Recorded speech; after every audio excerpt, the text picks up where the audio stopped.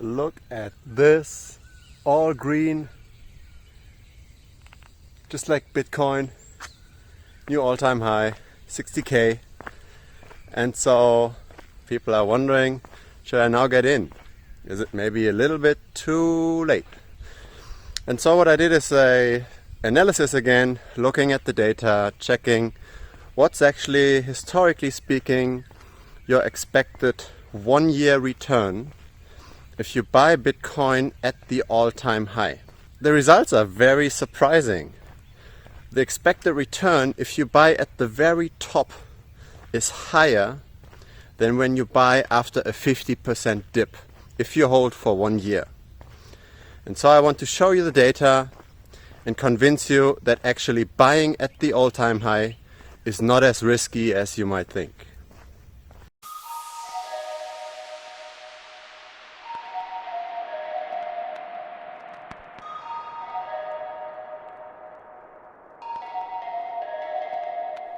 So the idea of this analysis is fairly straightforward. We basically look at what point in time did Bitcoin ever hit an all-time high, and from that point onwards, what's our return in the following 360 days. Let's take, for example, here end of April 2017. We're at a new all-time high of $1,700 approximately. And now let's look at what our return in this case would have been. So 28th of April to the 28th of April, we're getting around 600% return, right? So that's the positive scenario. The negative scenario obviously goes the other way around. We buy perfectly at the peak of a cycle and we hold for exactly 1 year, and we would have lost approximately 80%. So we want to statistically find out now how likely is it that when you buy at an all-time high, just looking at historical price movements, how likely is it that you're going to lose money or that you're going to win money, and what's our expected return? What's our average return when you buy at the all-time high? So here's the result. The second bar indicates the answer to our question. Had you bought Bitcoin at an all-time high, historically speaking, you would have made after 1 year almost 1,200%. The third bar in this chart shows now what would have been your return after 1 year if you had bought Bitcoin up to 10% below the all-time high. So that's the very highest return you can get based on this analysis, almost 1,600%. And then when you buy further and further away from the all-time high, as per tendency, the return that you get after 1 year declines. So that's very interesting. It seems there is a very strong momentum driver in the price development of Bitcoin.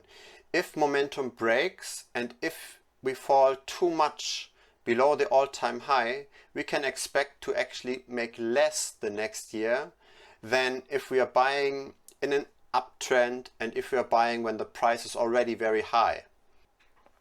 Now look at the first bar in this chart. It says 400%.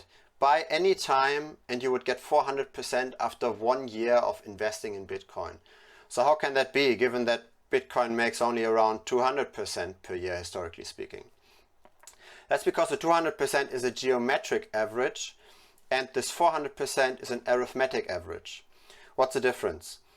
Say you buy Bitcoin at a certain point and then it drops after a year by 50%, so return minus 50%.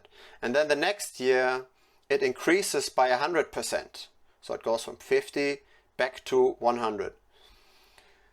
Geometrically speaking, you would have made no return at all. Minus 50 plus 100. Arithmetically, you would have made now minus 50 plus 100 divided by 2 plus 25. So that's where the discrepancy here comes in. This experiment basically assumes that you would always buy the equal amount at the all-time high and then always sell it after exactly 1 year. You don't see any bar at the very right because Bitcoin never fell more than 90% from the top. So again, to recap, 0%, the second bar in this chart, means you buy at the all-time high. 10%, so the third bar in this chart, means you buy when the price is up to 10% below the all-time high. 20% means you buy it between 10 and 20% below the all-time high, etc., etc. So at the very right side of this chart, it means we have dropped already, say for this 60% bar over here, we have dropped already between 50 and 60% from the all-time high, and then we have held for 1 year.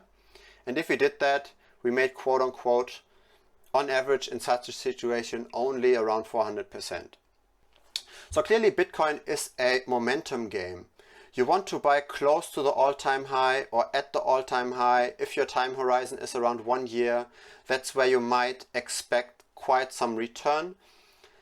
If you buy, however, when the price has already dropped 50%, 1 year time horizon will probably not suffice. So if you want to then maximize your return, your time horizon should be longer, because the recovery and the picking up of momentum might take actually longer than a year. So almost 1,200%, that's what Bitcoin had historically returned if you bought at the all-time high or at any of the all-time highs. But you might have also had bad luck, right, and lost money. We know that Bitcoin has lost from a top to a bottom of a market cycle around 85%. So how likely is it that when you actually buy at the all-time high, that you pick the wrong all-time high and lose all your money? For that, I looked at the return distribution. The red bars over here show losses, so the cases where you would have bought at the all-time high and lost money. The blue ones represent gains, and at the x-axis we can see the returns or the return bands. So the very first bar here shows a loss between everything and 75%. The second bar shows losses between 75% and 50%, and so on. So there are quite a few cases. On the y-axis you have basically the days of the all-time highs, the scenarios. There are quite a few cases where you might have lost money, but also quite a few where you would have won. This actually doesn't represent the whole distribution. We need to zoom out a little bit. This is actually what it looks like. So there had been cases where you made over 7,000%. So this is the overall distribution. You can see the red cases are relatively small compared to all the blue cases that we have. We would have lost sometimes, but most of the times we would have won.